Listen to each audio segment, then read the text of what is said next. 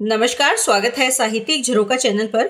आज हम करेंगे कहानी वर्गीकरण के आधार, यानी कहानी जो विधा है उसको हम किस प्रकार से वर्गीकृत कर सकते हैं।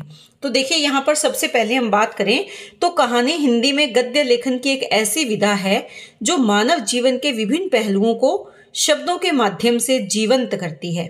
इसके माध्यम से लेखक अपनी कल्पना और अनुभवों को पाठक के सामने प्रस्तुत करता है। कहानी पाठक को मनोरंजन करने के साथ साथ उन्हें सोचने और महसूस करने पर भी मजबूर करती है। वैसे अगर देखा जाए तो कहानी को मुख्य रूप से हम दो भागों में विभाजित कर सकते हैं या वर्गीकृत कर सकते हैं। पहला क्या है, काल्पनिक, और दूसरी क्या है, गैर काल्पनिक। यानी यहाँ पर हम दो प्रकार से इसका वर्गीकरण कर सकते हैं, मूल रूप से या मुख्य रूप से, काल्पनिक कहानियां और गैर काल्पनिक कहानियां। परंतु वर्तमान संदर्भ में क्योंकि अब विषय की व्यापकता है, इसीलिए हम इस संदर्भ में अगर देखें तो कहानी का वर्गीकरण विस्तृत रूप से किया जा सकता है। तो यहाँ पर कहानी वर्गीकरण के मुख्यतः तीन आधार माने गए हैं: कहानी की रचना के आधार पर, कहानी के विषय के आधार पर और शैली के आधार पर वर्गीकरण। तो आइए इनको विस्तार से देखते हैं। तो सबसे पहला पॉइंट हम क्या लेंगे, कहानी की रचना के आधार पर इसका वर्गीकरण।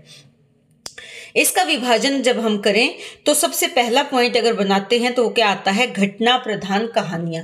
देखिए, यहाँ पर कहानी की रचना के आधार पर अगर देखें तो रचना में केंद्रीय तत्व क्या है, इस आधार पर कहानी का वर्गीकरण किया जाता है। जिस कहानी या जिस रचना में केंद्रीय तत्व कोई घटना रहती है वो कहानी कौन सी होती है, घटना प्रधान होती है।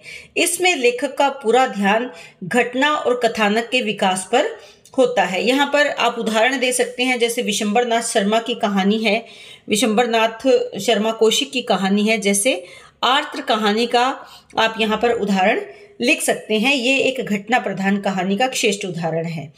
दूसरी है चरित्र प्रधान कहानी, यानी जिस कहानी में चरित्र की प्रधानता हो, किसी चरित्र को केंद्र में रखकर जिस कहानी की रचना की जाए। इस प्रकार की कहानी का लक्ष्य क्या है, चरित्र चित्रण करना। यह चरित्र प्रधान कहानी कहलाता है। अगर मनोवैज्ञानिक दृष्टि से पात्रों का लेखक विकास करता है, यहाँ पर जैसे प्रेमचंद की कहानी है बूढ़ी काकी, इसमें किस पात्र का विकास किया गया है, बूढ़ी काकी का विकास किया गया है, उसके चरित्र का विकास किया गया है, यानी उसके चरित्र का पूर्णतः चित्रण किया गया है इस कहानी के माध्यम से। उसके बाद आता है वातावरण प्रधान कहानी। देखिए, कहानी में वर्णित जो परिवेश या वातावरण है वो यहाँ पर केंद्र में होता है। कहानीकार पात्र के परिवेश के वर्णन को घटनाओं और चरित्रों को आधार बनाता है। जैसे आगे की कहानी रोज है, या इसको हम गैंग्रीन कह सकते हैं। ये कहानी उस नीरस वातावरण को केंद्र में रखकर रची गई है जिसमें मालती और महेश्वर अपना जीवन यापन करते हैं। उसके बाद बना सकते हैं, वर्गीकरण कर सकते हैं, पॉइंट क्या बनाएंगे हम, भाव प्रधान कहानियां। इन कहानियों में लेखक घटना, चरित्र या कार्य व्यवहार के चित्रण से अधिक किसी भाव को महत्व देता है, यानी उसमें क्या है, मूलतः भाव प्रधान ये कहानियां होती है। जैसे इसमें जो राजा राधिका रमन प्रसाद सिंह है, उनकी कहानी है कानों में कंगना। इसका उदाहरण आप दे सकते हो, कानों में कंगना। ये जो कहानी है, ये कहानी किस पर आधारित है, भावनाओं पर आधारित कहानी है। तो ये उदाहरण आप इसमें लिख सकते हो। वैसे आपकी पुस्तक में विस्तार से इनके बारे में दिया हुआ है, तो वहां से पढ़ सकते हो।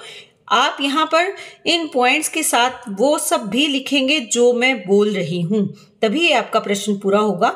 कुछ बच्चे बाद में मुझे कमेंट करके पूछते हैं कि क्या मैडम इन पॉइंट से उत्तर हो जाएगा, तो सिर्फ पॉइंट लिखने से उत्तर नहीं होगा।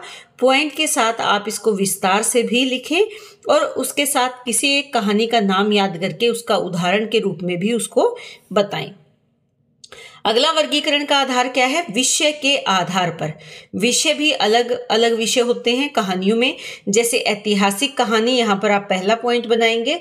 ऐतिहासिक कहानियों का अगर हम अध्ययन करें तो इसमें घटना या पात्र को केंद्र में रखकर इतिहास की कोई घटना हो सकती है, इतिहास का कोई पात्र हो सकता है।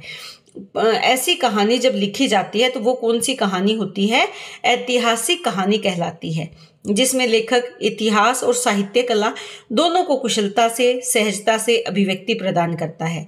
जैसे यहाँ पर प्रेमचंद की कहानी है शतरंज के खिलाड़ी, या वृंदावन लाल वर्मा की कहानी का उदाहरण दे सकते हो खजुराहो की मूर्तियाँ। उसके बाद आता है सामाजिक कहानियां। देखिए, सामाजिक कहानियों की बात करें तो समाज के अनेक पक्ष होते हैं। समाज के विविध पक्षों को आधार बनाकर इन कहानियों की रचना की जाती है। इसमें जो सामाजिक विषय हैं, जिसमें जैसे अलग अलग जाति है, धर्म है, या इसके साथ साथ स्त्री का जीवन है, इस प्रकार के जो विषय समाज में आते हैं। क्योंकि समाज, जब हम सामाजिक चित्रण करते हैं तो यहाँ पर धर्म को आधार बनाकर लिखी जाने वाली जो कहानियां हैं, या स्त्री जीवन को, या जात पात पर जो आधारित कहानियां हैं, ये सारी कहानियां इसके अंतर्गत आती हैं। इसमें भी आप उदाहरण दे सकते हो, जैसे प्रेमचंद की कहानी है बड़े घर की बेटी, या सुदर्शन की कहानी है हार की जीत कहानी भी इसका एक सुंदर उदाहरण है। उसके बाद है मनोवैज्ञानिक कहानियां। देखिए, कहानीकार केवल बाहरी जगत ही नहीं बल्कि आंतरिक जगत से भी रूबरू होता है। पहले जो कहानियां लिखी जाती थी वो ऐतिहासिक और समाज से जुड़ी हुई थी, लेकिन जैसे जैसे कहानी विधा में विकास हुआ उसमें मनोवैज्ञानिक कहानियां भी शामिल होती गई। फ्राइड के मनोविश्लेषणवाद से प्रभावित ये कहानियां हैं। इसमें जो मानसिक संसार में घात प्रतिघात है, या जो मानसिक अंतर्द्वंद चलता है, उसको इन कहानियों के केंद्र में स्थान मिलता है। जैसे यहाँ पर आगे की कहानी है सांप, ईलाचंद्र जोशी की कहानी है दुष्कर्मी। आगे और ईलाचंद्र जोशी विशेष रूप से मनोवैज्ञानिक कहानियों के लेखक माने जाते हैं। तो इस प्रकार इन मनोवैज्ञानिक कहानियों को भी आप विस्तार से यहाँ पर लिखें। उसके बाद आता है रोमांचक कहानियां। देखिए, रोमांचक, जहां रोमांच उत्पन्न हो, जिन कहानियों को पढ़कर हमारे मन में कौतूहल का भाव जागे, जो घटनाएं हैं वो अप्रत्याशित ढंग से घटित होती चली जाएं और हमारे मन में एक उत्सुकता का भाव उठे कि अब आगे क्या होगा, ऐसी कहानियां रोमांचक कहानियां कहलाती हैं। इनमें दुर्गा प्रसाद खत्री की कहानी रूप ज्वाला एक रोमांचक कहानी का सुंदर उदाहरण है। तीसरे प्रकार का जो वर्गीकरण है वो क्या है? शैली के आधार पर कहानियों का वर्गीकरण। देखिए, हमने शुरू में 3 पॉइंट लिए थे, 3 आधार लिए थे वर्गीकरण के। इन्हीं आधारों को हम आगे अलग अलग पॉइंट्स में डालकर इनका विस्तार से वर्णन करेंगे। तो कहानी की रचना के आधार पर हमने 4 भागों में बांटा। दूसरा जो पॉइंट है वो क्या है? कहानी के विषय के आधार पर भी हमने कहानियों को 4 भागों में विभाजित किया। तीसरा पॉइंट हमारे पास है शैली के आधार पर वर्गीकरण। इसे भी अलग अलग प्रकार से विभाजित किया, यानी इसको पॉइंट देंगे। तो शैली के आधार पर वर्गीकरण निम्नलिखित प्रकार से किया जा सकता है। इसमें सबसे पहले क्या है? आत्म कथात्मक शैली। जहां पर लेखक मैं शैली में लिखता है, वो या उत्तम पुरुष की जो शैली है उसमें लिखता है, तो वो कौन सी शैली है? आत्म कथात्मक शैली है। इसमें सुदर्शन की कहानी अगर देखें, कवि की स्त्री, ये भी आत्मकथात्मक शैली में है। गैंग्रीन कहानी हमने करी थी, वो भी किसमें है? आत्मकथात्मक, क्योंकि लेखक केंद्र में है और वो खुद सारी बातें वो बताते हैं। उसके बाद आता है पूर्व दीप्ति शैली। देखिए, जो पूर्व दीप्ति शैली है, इस शैली में स्मृति के आधार पर, यानी किसी याद को फिर से पुनः जीवित किया जाता है। स्मृति के आधार पर उस घटना को, उस पात्र को या उस विचार को जीवंत किया जाता है कहानी के माध्यम से। पत्रात्मक शैली, यानी पत्र रूप में जो कहानी लिखी जाए, जैसे फैसला कहानी हम कर चुके हैं, जो बीए के सिलेबस में लगी है, वो क्या है? पत्रात्मक शैली में लिखी गई कहानी है। उसके बाद फैंटेसी युक्त जो कहानियां होती हैं, फैंटेसी युक्त जो कहानियां होती है उसमें क्या होती हैं? यहाँ पर कल्पना का सुंदर प्रयोग होता है। कल्पना और रोमांच से युक्त ये कहानियां होती है, इसी शैली में लिखी जाती है। वर्णनात्मक शैली, यानी किसी घटना या पात्र के चरित्र का पूर्ण रूप से वर्णन किया जाए, वो कौन सी शैली है? वर्णनात्मक शैली।